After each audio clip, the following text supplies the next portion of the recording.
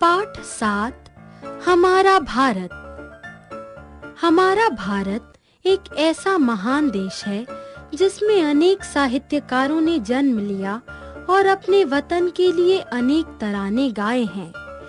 इन तरानों से जहां एक ओर देश की समृद्धि का ज्ञान होता है, वहीं दूसरी ओर राष्ट्रीयता और देशभक्ति की भावना भी दिखाई देती है। यहाँ कुछ राष्ट्रीय भावनाओं से ओतप्रोत साहित्यकारों द्वारा अपने वतन के लिए गाए गए तरानों की झलक देखने को मिलती है।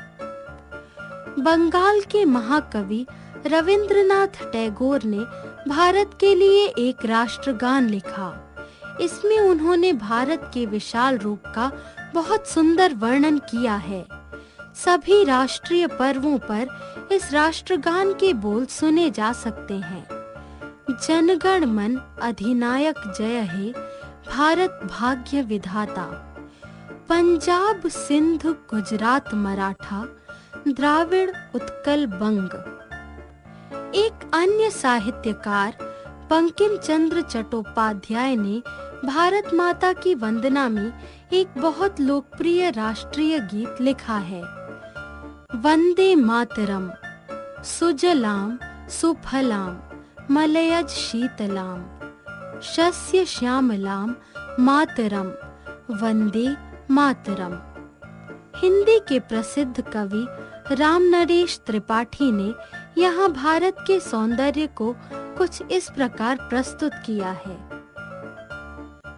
जिसके चरण निरंत रत्नेश धो रहा है, जिसका मुकुट हिमालय, वह देश कौन सा है। नदियां जहां सुधा की धारा बहा रही हैं, सींचा हुआ सलोना, वह देश कौन सा है। भारत की राष्ट्रीयता एवं एकता को अखंड बनाए रखने के लिए राष्ट्रकवि मैथिली शरण गुप्त ने लिखा कि इस धरती पर रहने वाले सभी आपस में भाई भाई हैं। यहाँ कोई गैर नहीं है। सबकी माता एक है, फिर आपस में किस बात का बैर। कोई नहीं है गैर, बाबा कोई नहीं है गैर। हिंदू मुस्लिम सिख ईसाई आपस में है भाई भाई। भारत माता सबकी माता, मत रख मन में बैर। भारत को विदेशी दास्ता से मुक्त कराने के लिए प्रसिद्ध कवि सोहनलाल द्विवेदी ने देशवासियों के तन मन में एक ज्वाला फूंकी थी।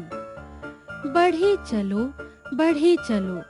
गगन उगलता आग हो, छिड़ा मरण का राग हो, लहू का अपने हो, अड़ो वहीं गड़ो वहीं, बढ़े चलो। राष्ट्रीय भावनाओं को जागृत करने वाली यदि कविताएं न लिखी जाती तो हमारे वतन के लोग हंसते हंसते कैसे अपने प्राणों की आहुति देते, हम कैसे आजाद होते। इस वतन की आजादी में प्राणों का बलिदान करने वाले एक ही कौम के थे। वे स्वतंत्रता के दीवाने थे। उर्दू के शायर सागर निजामी ने यही कहा है कि हमारे वतन की शान कौमी एकता से ही कायम रह सकती है और रहेगी। हिंदी का मालिक हर हिंदी हो, सिर्फ यहाँ एक कौम बसी हो। हमारे वतन को आज आवश्यकता है भाईचारे की, कौमी एकता की, मानव धर्म की, सत्य और अहिंसा की, त्याग और तपस्या की। इन शब्दों को कवि गया प्रसाद शुक्ल स्नेही ने इस प्रकार बांधा है। लौ सदा देश से लगाए चलें, धर्म मनुजत्व की निभाए चलें। आदमी को यही मुनासिब है, खूब आपस में मिलाए चलें।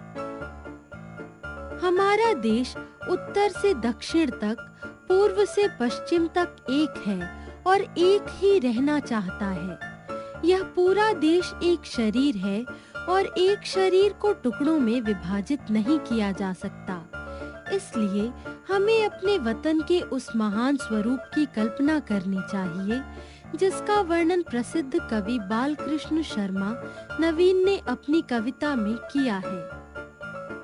उत्तर से दक्षिण, पूरब से पश्चिम तक तुम एक रे। भेदभाव से परे एक ही रही तुम्हारी टेक रे। एक देश एक प्राण, तुम एक नहीं अनेक रे। ऐसे महान स्वरूप वाले वतन पर मर मिटने के लिए कौन तैयार नहीं होगा। हमें अपने देश के लिए सब कुछ न्यौछावर कर देने के लिए हर समय तैयार रहना चाहिए। आधुनिक काल के महाकवि जयशंकर प्रसाद ने इस भावना की अभिव्यक्ति कुछ इस प्रकार की है।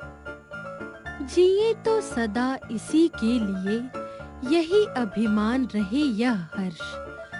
निछावर कर दे हम सर्वस्व, हमारा प्यारा भारतवर्ष। संसार के कोने कोने में उर्दू भाषा के महान कवि मोहम्मद इकबाल के ये शब्द आज भी गूंज रहे हैं। सारे जहां से अच्छा हिंदुस्तान हमारा, हम बुलबुलें हैं इसके, ये गुलिस्तान हमारा। शिक्षा। इस देश का जितना भी गुणगान किया जाए उतना ही थोड़ा है। यह हमारा देश, यह हमारा वतन एक चमन के समान है। जिस तरह चमन में विभिन्न प्रकार के फूल पौधे और वनस्पतियां फलती फूलती हैं और अपनी सुगंध से सारे चमन को महकाए रखती हैं, इसी तरह मेरे वतन की भी यही विशेषता रही है कि यहाँ विभिन्नता में एकता दिखाई पड़ती है। इस एकता को बनाए रखना हमारा परम धर्म है।